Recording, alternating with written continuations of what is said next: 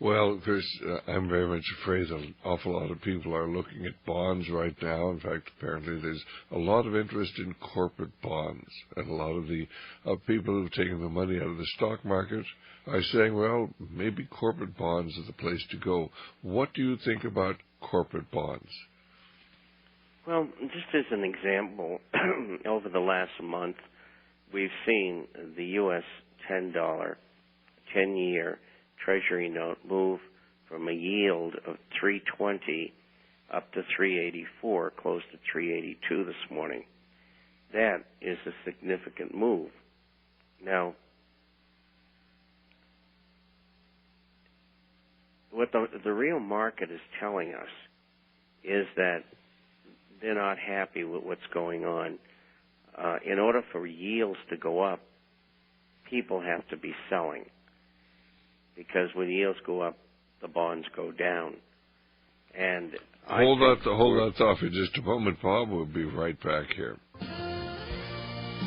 Well, this is Dr. Stan, and certainly our guest is Bob Chapman for the International Forecaster. Our telephone number, if you'd like to call him, is 1-888-24-LIBERTY. We've got a couple of people on the line we'll get to in just a minute, but certainly I think it's so important for people to understand bonds. When suddenly the bond rate, in other words, the interest on the bond goes up, the value of the bond goes down. When the value of the bond goes down, why? Because the interest, when the when the interest on the bond drops, then the value of the bond goes up. It's an inverse ratio there. So if inflation rates are going to rise, if interest rates are going to rise, which I think they have to, then as people go into corporate or specifically into treasury bonds, they're going to lose their shirt. What are your thoughts, Bob? Well, they're certainly going to lose money. And I think it's very possible that you could see by the end of this year that the 10-year U.S. Treasury note could be 5%. Now, that's about 1.2% higher than it is now. And that doesn't mean that interest rates, as set by the Fed, would change at all. Although the scuttlebutt is that you're talking about a change in Fed attitude and allowing interest rates to go up perhaps in July. I find that hard to believe, because interest rates go up and they decrease the amount of money and credit available. The undertow of deflation is going to take over and the whole thing's going to fall apart. And so with that said, one of the most important factors of a 5% Treasury note would be that the 30-year fixed-rate mortgage would trade somewhere in the vicinity of 6.25 to 6.5. Now, people have been using rates that have been between 4 5/8 and 5% for perhaps the past year or so. So that's going to mean that it's going to be extremely difficult for people to get into homes. And that means the inventory is probably not going to deplete. And that inventory is going to gain in numbers as the buyers are frozen out of the market. And there's a lot of inventory that the banks are holding that they are not putting on the market and showing on their books. And so I think there's going to be a tremendous amount of consternation as rates go higher.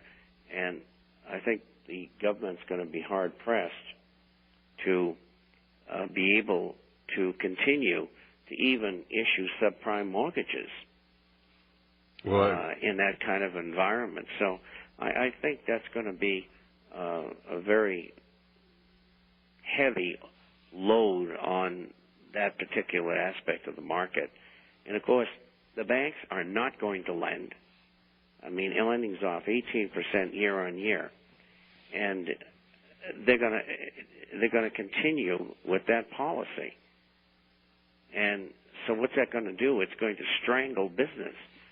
So I'm not too excited about what I see. And if people think the stock market's going higher, it'll only be because your government made it that way. I think it's so important for people to understand that we've seen tremendous prosperity in America, but it's all been based upon credit. And the days when banks were able to extend easy credit are not here.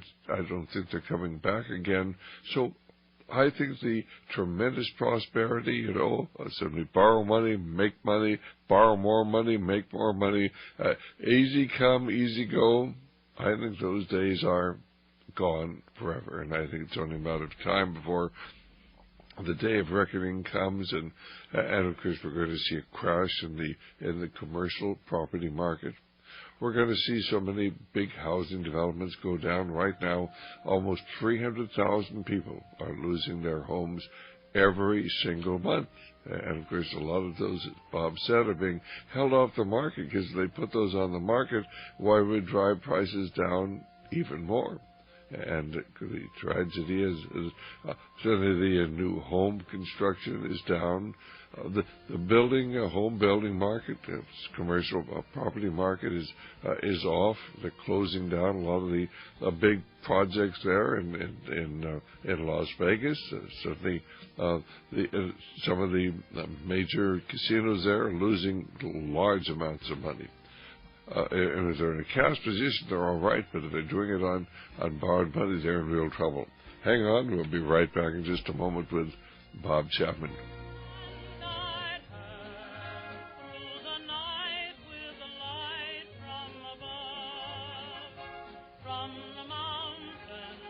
Well, this is Dr. Stan. We've got John calling from Spokane. Hi, John. How you doing? Oh, good evening. Go right ahead. Well, I hear it often said that Social Security is broke, and it was mentioned on your program a few minutes earlier. And I'd like more clarification because I heard it reported the other day that they wouldn't run out of the surplus that was built up since Reagan and Greenspan increased the payroll taxes to prepare for the baby boomers. They don't run out until 2016. All right, and that's exactly what they're going to tell you because they have this fund. Certainly, they have a large fund that's set aside, and they can go to that when, of course, when they are not taking enough in to go up because Social Security is a Ponzi scheme. It's based upon money coming in, money going out, and as long as more money's coming in than money going out, you're fine. And then, of course, we've actually had more money coming in, so we've been putting this into a fund. The only trouble is what they did is they spent all the money.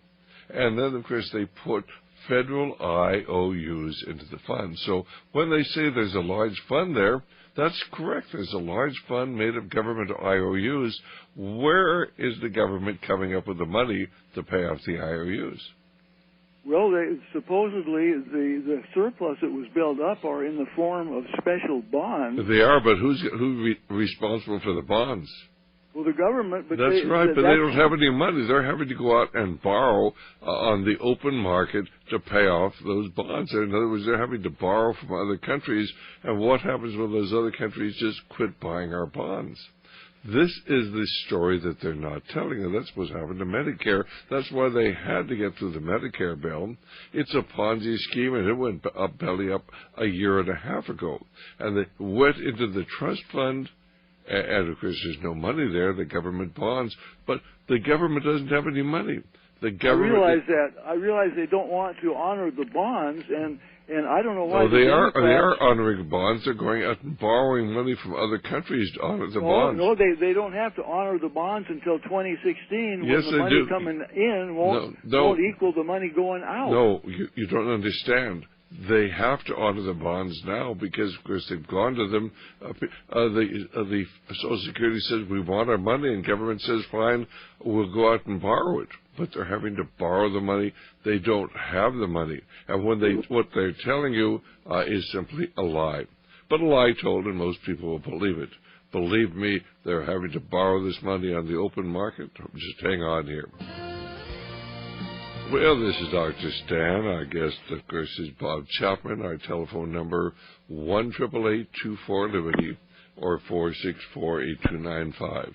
1-888-24-LIBERTY or 464-8295. And, of course, we had a caller, John from Spokane, who said, well, but there's plenty of money in the Social Security Trust Fund, and so, yes, we're not getting enough money in to pay out on the Ponzi scheme, but we've got the trust fund. And I simply pointed out, yeah, but the trust fund is backed by our government having the money to replace the money that's already been spent, the government bonds. And those bonds have not been sold. They're simply bonds put in by the government